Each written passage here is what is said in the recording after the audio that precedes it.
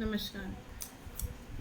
जो लोग chit fund company में काम किए थे, कोई सी भी हो, सहारा हो, पल्स हो, बहुत सारी 2 लाख कंपनियां, किस किस का नाम लें, उसमें 2 तरह के लोग हैं। एक ये कि बिल्कुल काम बंद कर चुके, उन्होंने मान लिया कि कंपनी गलत है और कंपनी में काम करने वाले भी गलत हैं।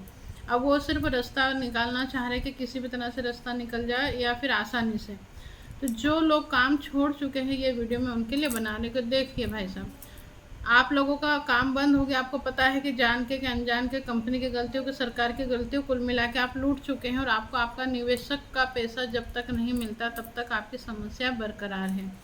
आप यदि राष्ट्रीय एकता फाउंडेशन के पुराने सदस्य हैं तो आपने निचले लेवल की कार्रवाइयाँ सब कर ली होगी। अगर आप नए सदस्य हैं तो आपको स्टेप बाय स्टेप एक कलेक्टर का लेटर प्लस में कोर्ट की जो कार्रवाई होती है, ये 2 चीज़ आपको करनी है। तीसरा फिर आंदोलन की तैयारी। ये 3 चीज़ राष्ट्रीय एकता फाउंडेशन के नए व्यक्ति को करनी है। जो पुराने व्यक्ति हैं उनकी निचले लेवल की सारी कार्रवाई हो चुकी है, पर वो अभी भी इंतजार कर रहे हैं कि केस कोई और लगा दे और मेरे को सिंपल तरीके से मिल जाए, मैं कुछ ना करूं। तो ऐसा नहीं होगा। आपको ही आपके निवेशकों को पैसा दिलाने के लिए तैयारी करनी पड़ेगी। आपको आलसी आता हो तो आप अपने बच्चों से लिस्ट बनवाएं, किसी से भी लिस्ट बनवाएं, लिस्ट आपको बनवानी पड़ेगी। डॉक्यूमेंट्स भी आपको ही कलेक्ट करना पड़ेंगे। सीनियर साथ दे रहे हो तो अच्छी बात है, नहीं दे रहे हो तो आप सोच लो कि हमारे ऊपर के सब खत्म हो गए, कोरोना में समाप्त हो गए, ये सोच लो। आपको आपके नीचे वालों का भला सोचना है कि आपने जिनका निवेश कराया, कोई आपका दोस्त हो सकता है, कोई आपके बहन हो सकती है, कोई आपके रिश्तेदार हो सकते हैं, ससुराल पक्ष के हो सकते हैं, उनके बगैर आप नहीं जी सकते। उनके लिए आप लोग लिस्ट बनाएं और केस लगा दें। सुप्रीम कोर्ट के लिए या हाई कोर्ट के लिए इसलिए बोल रहे हैं कि निचले लेवल पर रिजल्ट नहीं आएंगे, निचले लेवल पर समय और पैसा बर्बाद होगा। उच्च लेवल पे ये कि जो भी फाइनल डिसीजन आता है वो आखिरी होगा। अगर कोर्ट बोल दे 50% मिले, 70% मिले, 100% मिले, हम कम नहीं लेना चाहते, पर जो भी फैसला आएगा वो सुप्रीम कोर्ट से आएगा। तो हम लोग वहाँ की तैयारी करें। उसके लिए भी हमने तो कई लोगों को बोल दिया कि यदि कोई दूसरा संगठन लगा रहा हो तो आप उनके साथ में लगा लो, पर लगाओ। या आप खुद लगा सकते हो तो लगाओ, और अगर आप कहीं और भी नहीं लगा पा रहे, यहाँ भी नहीं आ रहे, तो आप परेशान हो जाओगे। और परेशान होने के बाद मुझसे संपर्क करोगे तो मैं भी कुछ नहीं कर पाऊँगी। आप लोगों की जानकारी के लिए बता दो कि केवल आप एजेंट हो और आपके खिलाफ कुछ होता तो आप ये बोल देते कि हमें तो मैडम ने ऐसा बोला था ना, हम पे FIR कट गई। कुछ लोगों पे कटी है, इस तरह के बोलते हैं।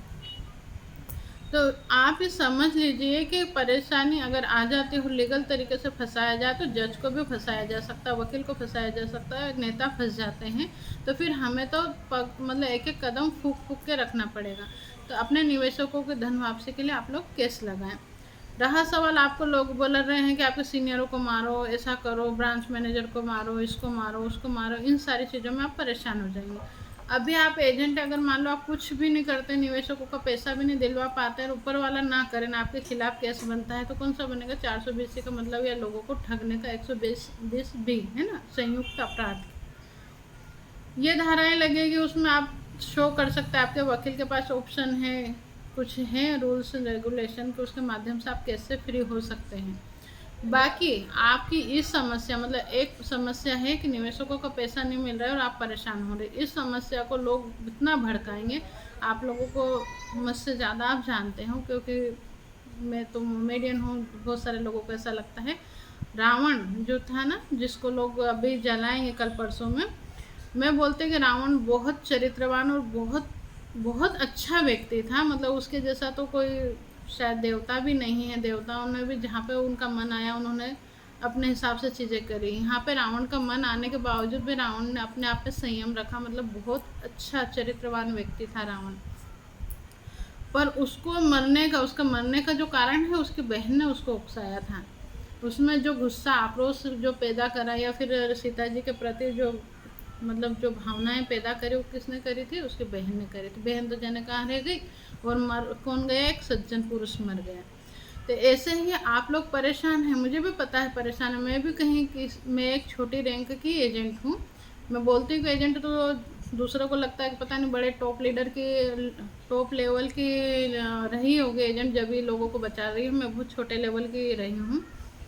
बाकी मैं जानती हूँ कि सीनियर पे गुस्सा आता, कंपनी मालिक पे गुस्सा आता, सरकार पे गुस्सा आता, कलेक्टर पे गुस्सा आता, जो हमारे परेशान करते हैं उन पर गुस्सा आता, सब पे गुस्सा आता है। पर यह है कि हमारी समस्या थोड़ी है, और अगर हमने इस गुस्से में तोड़ फोड़ करी या किसी को मारपीट कर दी, किसी के खिलाफ कार्रवाई करवा दी, तो उसमें हमारी समस्याएं और बढ़ जाएगी। मुझसे भी गलती हुई है, जैसे हम लोगों ने केस लगाया था, उस केस में आवेदन सब लोगों के अलग अलग गए थे, और उस सब आवेदन को मिला के एक आवेदन बना दिया, मतलब वो मेरे नाम से ही आवेदन बन गया, क्योंकि मैं पहली व्यक्ति वहाँ पहुँच गई थी। तो उसमें कुछ एजेंटों के खिलाफ कार्रवाइयाँ हो गई। तो जैसा मैंने बताया कि केंद्रीय लेवल से मेरे खिलाफ साजिशें हुई हैं, क्योंकि जब हम बड़े किसी एजेंट के खिलाफ कोई कार्रवाई करते हैं जिसके पास पैसा है या कंपनी से डायरेक्ट टच में है, तो फाइनली उसके पास में बहुत अच्छी पकड़ रहती है। तो बहुत समस्या आती है जिसे नॉर्मल व्यक्ति फेस नहीं कर पाता।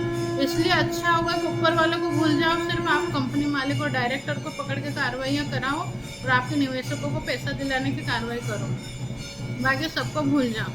रहा इन संगठनों के जो भी आपको भड़का रही है, कई बार ऐसा मैं देखती हूँ ग्रुपों में, वो मैसेज कहाँ से आ रहे हैं, कौन बना रहा मुझे नहीं पता, कि इसको गालियाँ दो, उसको गालियाँ दो, इसको जूते मारो, उसको जूते मारो, उसके मुंह पे कालिक फेंक दो। मदन लाल आजाद तो सबको मलमूत्र ही बनाता रहता, पता नहीं सफाई कर्मचारी है, पता नहीं क्या है। तो वैसे ही हर व्यक्ति कुछ भी गलत बोलने के लिए बोल रहा है, पर मैं निवेदन कर रही हूँ, भले आप हमारी संस्था के सदस्य हो या ना हो, आप मुझसे कभी भी मत जुड़िएगा, पर अपने गुस्से पर कंट्रोल रखो और इस तरह की गलत चीज़ें ना करें, नहीं तो आने वाले समय में आपकी समस्याएं बढ़ जाएगी। क्योंकि रिटर्न में आपके खिलाफ इतनी चीज़ें होगी कि फिर आपके पास संभलने का मौका नहीं रहेगा। और ये जो भड़काने वाले, वो वैसे ही जैसे कि रावण को भड़का के अलग हो गए, रावण मर गया ना, बहुत सज्जन व्यक्ति था, योगी था, मतलब कह सकते हैं कि चरित्रवान था, और उसकी तपस्या कितनी थी कि उसने मतलब कितने सारे वरदान प्राप्त कर रखे थे, और वो काय के लिए मारा गया कि उसको भड़काया गया था। तो ऐसे ही आप लोगों को भी भड़काया जाएगा और आप लोग मारे जाओगे, बाकी भड़काने वाले अलग हो जाएंगे। तो ऐसी कोई कार्रवाई ना करें। एक वीडियो में थोड़ी देर बाद बनाऊंगी, क्योंकि पास में आरती हो रही है तो शायद आवाज़ ना आए। धन्यवाद।